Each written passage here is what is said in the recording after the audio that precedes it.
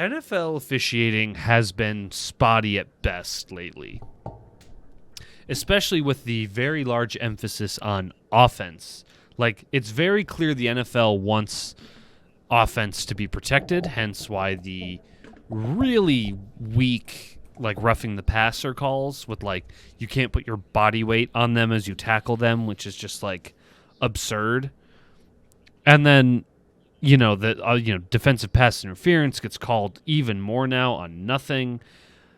It's just, it's been bad. And now this year, the taunting rule, the taunting emphasis, because taunting's been a thing, and this all stemmed from Super Bowl last year, Super Bowl 52, right? It's 52 last year? No, like 54. I'm way off. Ignore me. Yeah, Super Bowl 54, and it was at the end of the game when Mahomes tried to make a throw to Tyreek Hill on 4th down. Tyreek dropped it, and Antoine Winfield Jr. Basically made a play on it. It was a pretty good play, and he, after breaking up the pass, basically it ended the game, and Winfield threw the peace sign up to Tyreek Hill, because Tyreek is infamous for, as he runs in the end zone, throwing the peace sign up as he's, running 30 miles an hour like the freak of nature that he is. And he was penalized for that in the game, but it didn't matter. The game was basically over because they got the ball back and were up by like 2 scores, and there was only like 4 minutes left. The game was over. But because that happened in their biggest game, the most watched televised event of the year, the NFL was like, ooh, we don't like that. And the owners were like, ooh, we don't like that. And the investors were like, ooh, we don't like that. We don't want to be associated with something so unsportsmanlike. Now, yeah, you want to give them CTE and ruin their lives and, shorten these men's lives for our entertainment. That's fine, but God forbid they taunt a little and have a little swagger and showboat. Okay. So that's where it comes from. That is why there is the emphasis this year.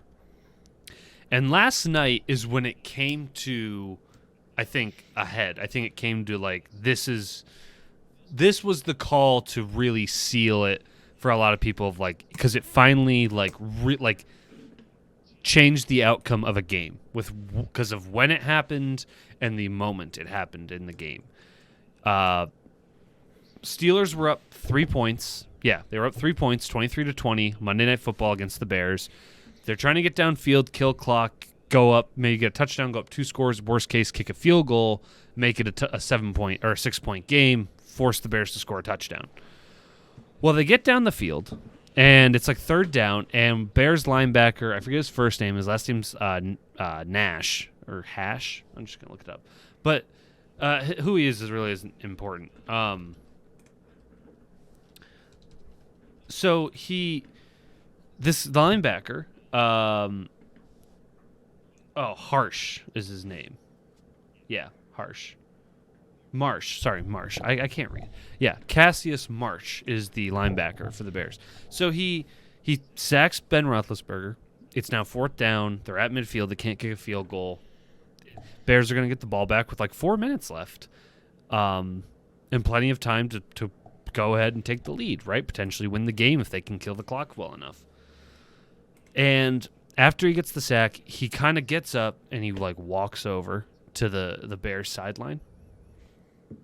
Or sorry, he kind of walks, takes like 5 steps towards the Steelers sideline and looks at them, right? And he's just kind of like staring them down. He's just like kind of nodding his head a little bit. He's like, yeah, I'm tough shit, cool. And then as he turns around, he starts to run back to his bench, and the ref is like right there, and the ref kind of it's super weird. I'm sure a lot of you have seen the clip. The ref kind of like turns his back and like kind of hip checks him as he walks by, and then throws the flag out.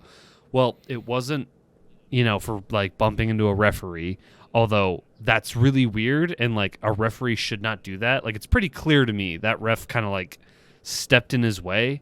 And I will say, Marsh made a good point after the game. If a player did that to a referee, he's ejected, potentially suspended, and fined, right? So, like injuries have happened in weirder situations than that ref hip bumping him. Like, it could have been, while rare, you shouldn't ever put a player in a situation where, like, the tiniest thing, it could cause an injury. Now, that's not the big deal here. I just thought that was just super weird and makes me feel like the ref, I don't know, he took issue to it and just, he acted weird with it. But the issue is the fact that he called the taunting penalty on what that was. Now, Brad, you made the point on Twitter earlier this week, and it's a good one, that if you've watched games this year, you got to know, you've seen these taunting penalties in the preseason, in some earlier games, you got to know they're calling it. And do I think some of them are overblown and awful? Of course. But you got to, like, have the sense to know there's an emphasis on it this year.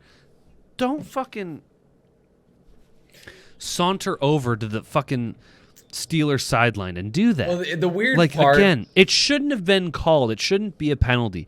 But it is, and, like, you got to also know better. Now, I think the ones that are most ridiculous is when they, like, get up and spike the ball and kind of, like, flex a little bit, because that's just being excited.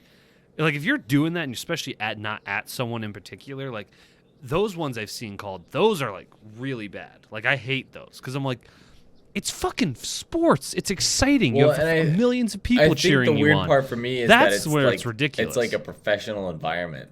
Like, the issue that I have really with the rule is that these are professional players. Like, these aren't like these are guys that are getting paid to catch a ball. You know, these are guys that are getting paid to do shit. Winning games is what gets them more money. It's what gets them to championships for their team. That's exciting for them. Right. Like, and I get it. We're not like concerned about hurting feelings or whatever. I just think that it's weird because like, you know, I don't know. I feel like there are ways to prevent shit like that. Like, I don't know. And I know the MLB is struggling with a viewership right now, but like, imagine if they banned bat flips. Could you imagine that? I mean, they fined, I mean, I guess they already kind of do. They fined Javier Baez for bat flipping against something he plays for the Reds, but this is back when he was the Cubs, and like, they fined him for that. So I guess that isn't far off to say. I just think that it's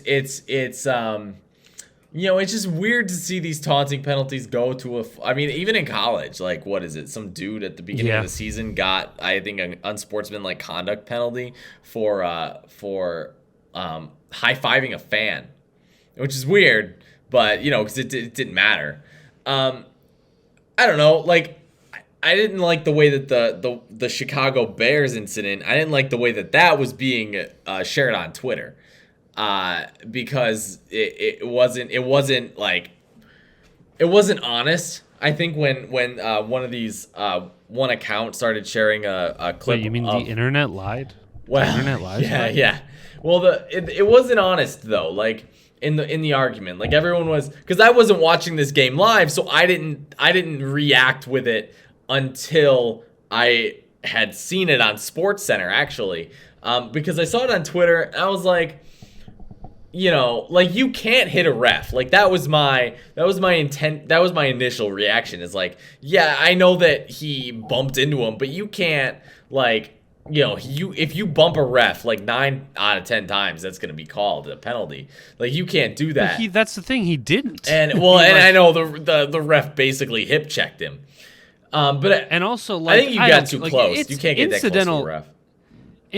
Plus that even with the hip check, like, what, his arm brushed him? Yeah, I know. That contact is very incidental. Right. Like, the whole reason you can't touch the ref is when a player gets pissed. If you touch, like, right, it's like when you bump into an umpire in baseball.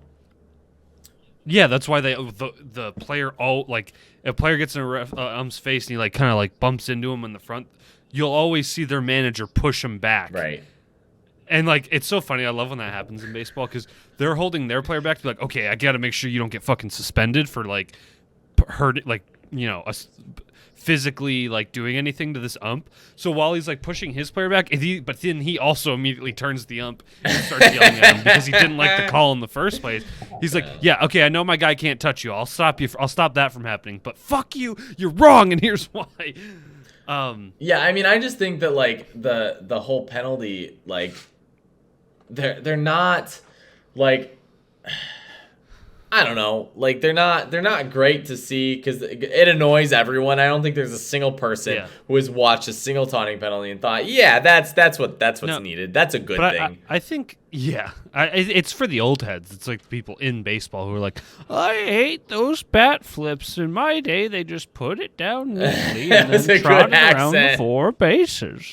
I don't like. In my day, they would just die on the field, but at least they would just hand the ref the ball and act like they've been there before. What bugs me the most that's why I liked Barry Sanders. The Chicago thing, I think what bugs me the most about it is that it wasn't like people weren't sharing it with an accurate representation of what happened at all. Like I saw they only shared the clip of him just getting hip checked by the ref. That's not what the penalty was. No. Now, like I said, I bring that up because I think the ref doing that. I mean, he asked for it. I think he asked for it. He asked for the harsh. I'm wondering, was he gonna not call the taunting penalty, but because of the bump that pushed him over?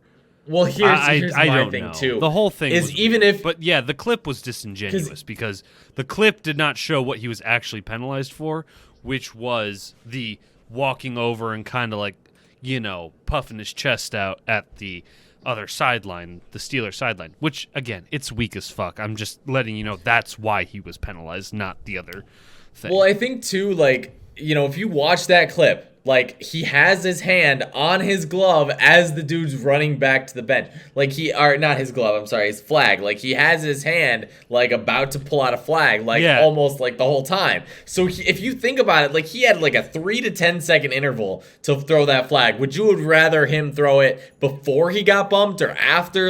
You know what I mean? He had, enough time because he's just reacting. I think the ref is analyzing his celebration. I think that you're going to see a little hesitation in that, especially if the ref doesn't necessarily agree with it, but he's trying to decide would the NFL want me to call this? You know what I mean? So yeah, he could have been thinking about it. That could have been the issue, and I just think that it's not. I think that part of it isn't as deep. Yeah, he could have very well, that could have been the straw that broke the camel's back. But at the same time, I don't think that it would have really mattered because, again, he had that 3 to 10 second window of reaction time, and he could have thrown the flag out whenever he wanted to.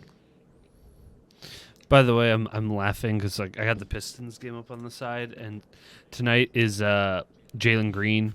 I think it's Jalen Green. I know his last name's Green, who was the number 2 pick overall. Pistons got Detroit at number 1, and Jalen Green had said, I don't want Detroit to draft me because I think Detroit's boring, right? So people in Detroit obviously don't like him. Not wrong. Well, Green just dunked. He didn't really dunk on Cunningham. Obviously, we have Kate. So, it's the number 1 versus number 2 pick tonight, and it's been a good game so far.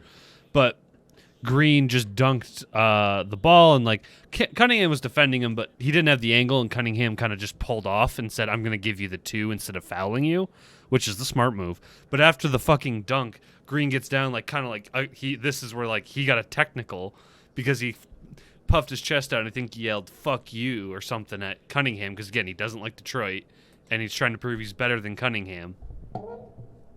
And because of that, Detroit got got a free 3 throw and then got the ball back. And now they're up by 5. That's hilarious. They were tied, and there was literally a 5-point swing that happened because Green got too big for his britches, which I love to see it because I don't want Green to be good just because I want Cunningham to have been the better pick, and also fuck you, don't talk about Detroit that way. Right. Anyway, yeah, I think the way it was being talked about was disingenuous, but I think we can both agree that this rule sucks. Oh, and this one directly affected the outcome of the game because it allowed Pittsburgh to continue that drive, kick a field goal, and that changed a lot of how the game went because what happened is, yes, Chicago went down and scored that touchdown, but fucking Darnell Mooney scored it, and I lost my fantasy week because of it.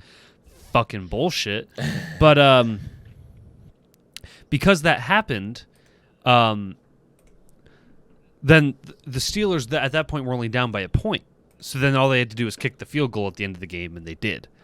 So it was just that definitely the Steelers would have had to have scored a touchdown if that they don't get that extra field goal.